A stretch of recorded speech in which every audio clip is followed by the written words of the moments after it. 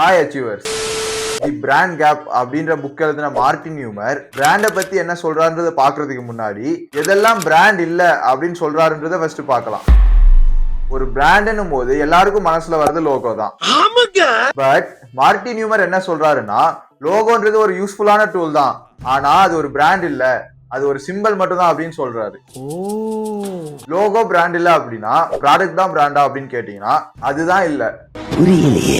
நீங்க ஒரு பிராண்ட் வாங்குறீங்க அப்படின்னா நீங்க அந்த பிராண்டை வாங்குறது இல்ல, ஜஸ்ட் அதோட ஒரு ப்ராடக்ட்டை தான் வாங்குறீங்க. சோ ப்ராடக்ட் வந்துட்டு ஒரு பிராண்ட் ஆகாது. அடுத்ததா ப்ராமிஸ். ஒரு சிலர் கம்பெனி கஸ்டமருக்கு தர ப்ராமிஸ் தான் பிராண்ட்னு சொல்றாங்க, ஆனா அதுவும் பிராண்ட் இல்ல. எக்ஸாம்பிளுக்கு நீங்க சிகப்பு பஸ் ஆப்ல ஒரு டிக்கெட் புக் பண்றீங்க அப்படின்னா லாஸ்ட் மினிட்ல நீங்க டிக்கெட் கேன்சல் பண்ணும்போது ஃபுல் ரீஃபண்ட் பண்றதா ப்ராமிஸ் பண்றாங்க, ஆனா அதுவும் பிராண்டுக்கான ஃபுல் டெஃபினிஷன் இல்ல, அது ஒரு ப்ராமிஸா மட்டும் தான் இருக்கும். இல்ல எப்படிப்பா? லாஸ்டா பாத்தீங்கன்னா ஒரு கம்பெனி கஸ்டமர்ஸ்க்கு தர எல்லா இம்ப்ரெஷனும் பிராண்ட் இல்ல. எக்ஸாம்பிளுக்கு நீங்க ஒரு மாலுக்கு போறீங்க, அங்க ஒரு ஷாப்பை எல்லாருமே பார்த்துட்டு போனாலும் அது ஒரு பிராண்ட் ஆயிடாது, அது ஜஸ்ட் இம்ப்ரெஷன் தான். இப்போ இதெல்லாம் பிராண்ட் இல்லனா அப்போ எதுதான் பிராண்டு? இதுக்கு மார்ட்டின் நியூமர் என்ன சொல்றாருன்னா, ரிசல்ட் தான் பிராண்டு.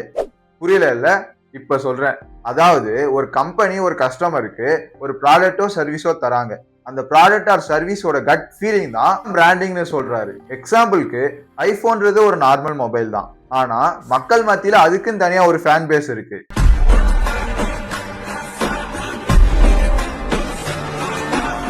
இதுக்கு காரணம் அதோட பிரைஸ் நினைக்கிறீங்களா? இல்ல, ஐபோனை விட பிரைஸ் அதிகமா இருக்கிற மொபைல்ஸ் நிறையவே இருக்கு, இருந்தாலும் ஐபோனை மட்டும் தான் லக்ஸரியா நினைக்கிறாங்க. இதுக்கான காரணம் ஸ்டீவ் ஜாப்ஸோ டிம் குக்கோ இல்ல, மக்கள் தான். மக்களோட அந்த கட் ஃபீலிங்ஸ் தான். இந்த வீடியோ பாக்குற உங்ககிட்ட ஐபோன் 15 ப்ரோ வேணுமா, சாம்சங் கேலக்ஸி S24 அல்ட்ரா வேணுமான்னு கேட்டாலும் most of the people iPhone தான் வேணும்னு சொல்லுவீங்க.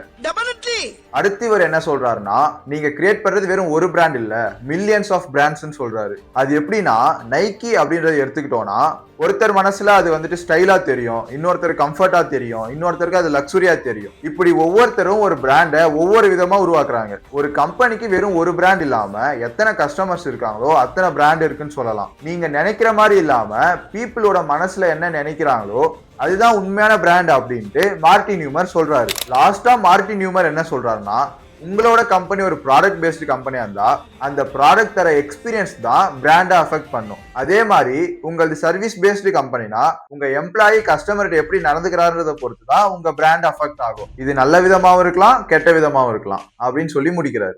ஓகே அச்சீவர்ஸ், இந்த வீடியோல பிராண்டிங் பத்தி ஓரளவுக்கு தெரிஞ்சிருப்பீங்கன்னு நம்புறேன். உங்களுக்கு இந்த வீடியோ பிடிச்சிருந்தா லைக் பண்ணுங்க. இந்த மாதிரி மோர் கண்டென்ட்ஸ்க்கு நம்ம சேனலை சப்ஸ்கிரைப் பண்ணிக்கோங்க.